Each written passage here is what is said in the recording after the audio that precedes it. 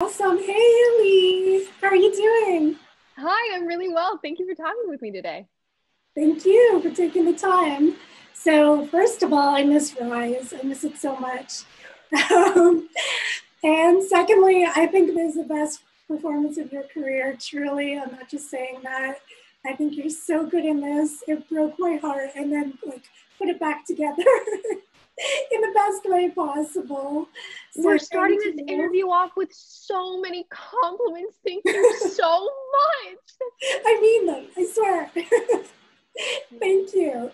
So, for those that don't know, tell them about All Together Now and about Amber. Absolutely. All Together Now focuses on Amber Appleton, the beautiful young lady that's close to my heart that I play.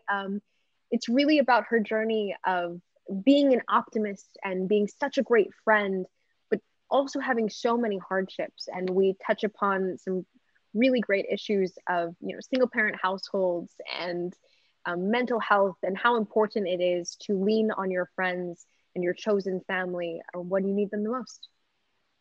Yeah. So, I read that you had auditioned for Brett previously prior to this, and you remembered you and your positive spirit and thought you were perfect for this part. So, tell me, let's go back to the very beginning and how did you get involved? How did you know this part was right for you? Absolutely. So yes, I actually auditioned for Brett Haley for a different film of his, All the Bright Places, and I really, really wanted it. Like all auditions, you want it so bad. And I remember being in the audition room, and basically Brett was like, you're not quite right, but I'll keep you in mind. And I was like, great, sure, you'll keep me in mind. Yeah, right. I'm never gonna hear from this guy again. But he actually did, and he was true to his word. And when he started casting for sort of like a rock star now called All Together Now, he yeah, he remembered me. And I really related to Amber as well as soon as I read the script because I found her to be just this light and this optimist and a really great friend and a dog lover, and she has this passion for music and she has goals for higher education, and she also is dealing with living in basically like economic poverty. She needs to learn over the course of the film to reach out for help and to not be ashamed to need it, which I think is really a universal message. It's certainly, like I said, something that brought me to the role and something that I really resonated with because it's so much easier to give help than to ask for it. And that role really requires a lot of emotional depth because you really go on a spectrum of emotions throughout the film. So, how did you craft the role? How did you reach some of those lows, some of those highs? Yes, so this is my first live action film, and working with Brett Haley was our director was really very helpful for really all of the movie. Like I can say like the very emotional parts, but Brett was very collaborative in finding my character's voice, and he would always say like, "Don't go to the line until you're ready." Like I don't care what's written on the paper. If it doesn't like read right, then don't say it. And I was like, what a concept! Like, make the character feel real. Who are you? Like, it just blew my mind. So I was very grateful to have him as a director. I listened to a lot of, great music to kind of get myself to that emotional place. I called my mom a lot. I quite honestly, it was also very interesting because I was living in Portland at the time, and it was the first time that I had lived away from my mom. So in a way, like I was already there, like I was already like a little bit sad, and I like missed my mom, and so like there's also elements, really great elements, between Justina and I, who plays Amber's mother, where like the two are just like the mother daughter relationship is really beautiful because it seems quite real, at least for me, of the tension but really understanding that it's the two of them against the world. So a lot of relatable topics for me. I love this film. Okay, so speaking of Justina, I didn't know that she had known Judy for years, like beforehand. from like Devious Maids and One Day at a Time. They walk the Women's March together. But you watch them in this film and the tension is just, they're just such tremendous performers. So what was it like working with them, doing that kitchen scene confrontation? Take me there. Absolutely. Both of them are really incredible actresses. They bring so much to their roles, so much loving warmth. And both of them play mothers in our film. So it's also really interesting. There's a particular scene where all three of us are in the same room, and there's a lot of motherly love, but coming in very different ways. So it's interesting to see how, you know, people parent as well. And it was so great working with Judy as well. There are a few scenes where we just got to have fun with it and got to kind of crack jokes. And I feel really, really grateful to have learned from both of them in an acting perspective. Yeah. And talking about an acting perspective, what was it like working with Carol Burnett? Was that scary? Was it crazy? What's it like? It was amazing. I remember from the very beginning when I first, like I heard the name Carol Burnett whispered in casting, right? Because they were like, we don't know if we can get her, but like we think it's a great script and we're going to present it to her. And then later, like I think maybe a few days or like a week later, they were, I think I heard, Brett told me, he was like, okay, so she likes the script, which is already like a super win. Like he was already cloud nine, like Carol Burnett likes what I wrote. Amazing. And then turning into casting and meeting her and working with her and sitting next to her, like all of it was just incredible. She's such a legend in the field and she's so kind. And like I said, a pro. When she says lines, there isn't any pushing there. Like, she's just so natural with it that it was a joy to watch her work. I remember there's a scene where I have to cry in front of Carol Burnett, and like as an actor, as like as Amber, I could get there, but as soon as I looked at Carol, like Ali overcame my conscience, and I was like, why am I crying in front of Carol Burnett? And I almost couldn't stay in character. So we did that scene a lot of times. I appreciate everyone's patience, but there was really an inner conflict going on of crying in front of this amazing woman. Oh. And so Brett said that his favorite scene was the Feels Like Home scene because you just nailed it every single time. And he was like, I don't know how she did it. So did you have a favorite scene other than the one with Carol? He said that? Yeah. Oh, sweet man. My other favorite scene would actually, I really love this scene right before kind of like a big finale, if I cannot give it away too much. We have this big show that gets put on, and there's this really special scene between Ty and Amber, where Ty has to be honest with Amber, and Amber needs to learn to put aside her pride and kind of accept the help that has been, offered to her every step of the way. She finally has to accept it. And what was really interesting about that scene actually was that it was written in a completely different way than how it was shot. It was like very emotional and very angry, and Brett was clear from the beginning that like, we're gonna be here a while because I don't like what's written, and I think we have to find it.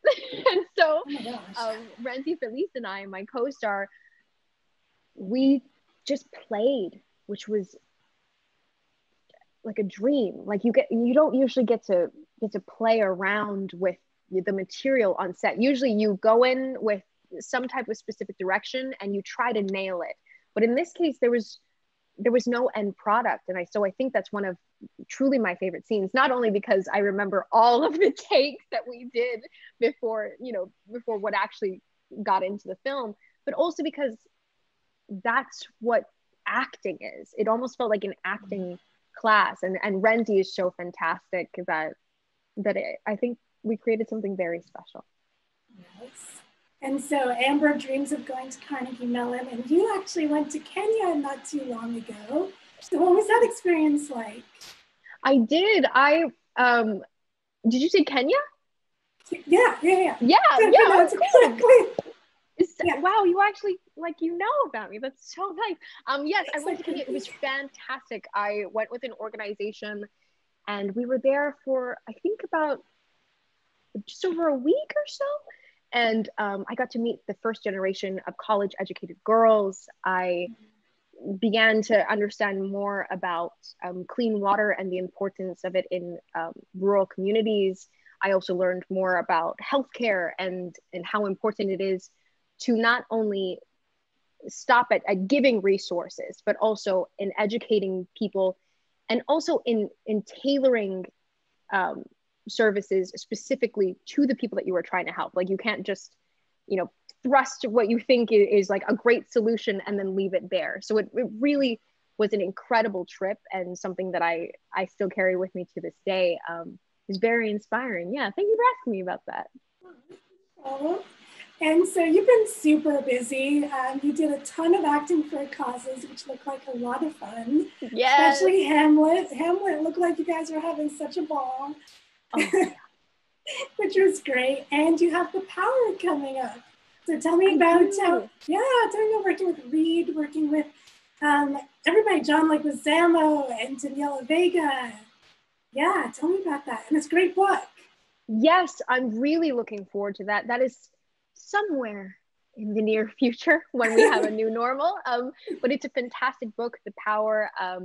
It is a new Amazon series. It has Leslie Mann, John Leguizamo, really incredible director, Reed Morano as well, that I'm excited to work with. It feels also quite timely. I'm really blessed to have been able to play strong female roles, starting off with Moana in finding her voice, and then Lilette in Rise, and now Amber as well. She carries so much heart with her, and I'm really looking forward to The Power and everything coming up next. And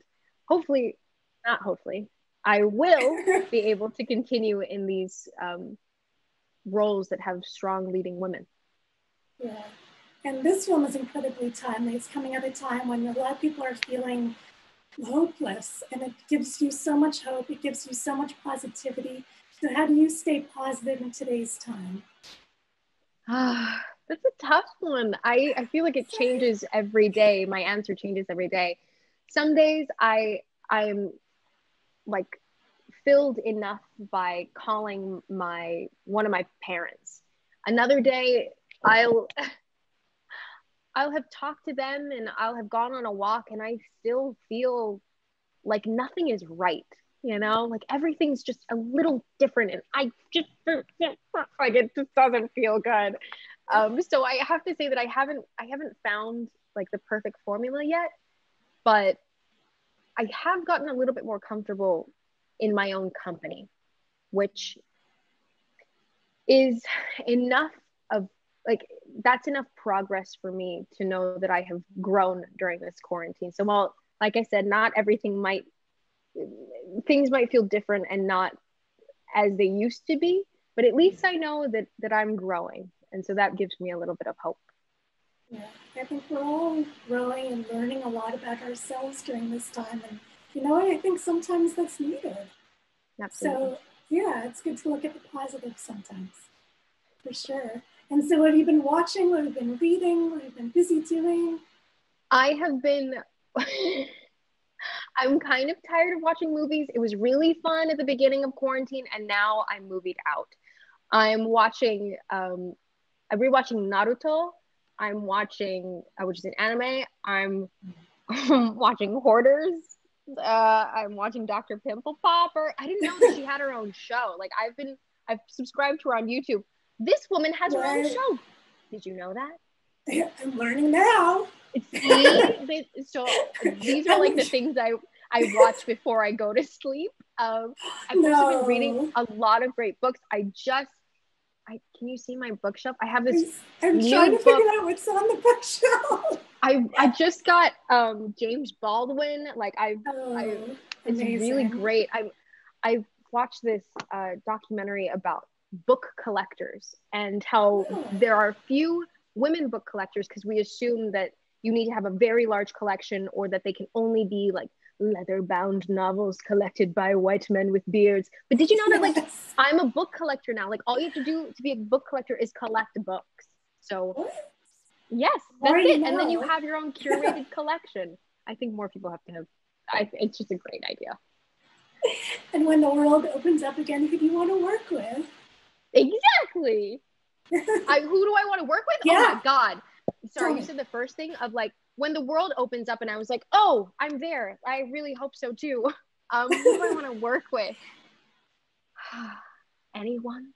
I really want to actually, my friends and I who have been, equally as isolated, we've been sending, a couple of my friends are writers. So they're sending me like their scripts and I get to kind of see what they're creating. So I think it's really cool that like creators are still creating during this time. So maybe once, filming and work is a little bit back into play, maybe I'll be in like one of my friends' like well-written productions. Like my friends are so talented. LA is an amazing place. There are so many people working and hustling that I feel like we'll be okay. Yeah. Well, you're hustling too. I mean, you're busy. Yeah, I'm right? blessedly busy, yes. Yeah. Are there going to be more acting for classes coming up? I'm certain that there are. I'm blessed to be on those projects like every now and then, but they have their own cast. They had Margaret Qualley, they've had Florence Pugh, like so many wonderful actors as well. So I'm sure I'll be on there another time. Maybe a musical. Oh, my fingers are crossed. All of this work that you're like throwing at me, I'm like, yes, and that too. All of it, please. Well, I can't wait to see what you do next. Thank you for taking the time to speak with me. Thank you for your art. And have a great night. Bye. You too. Take care. You too.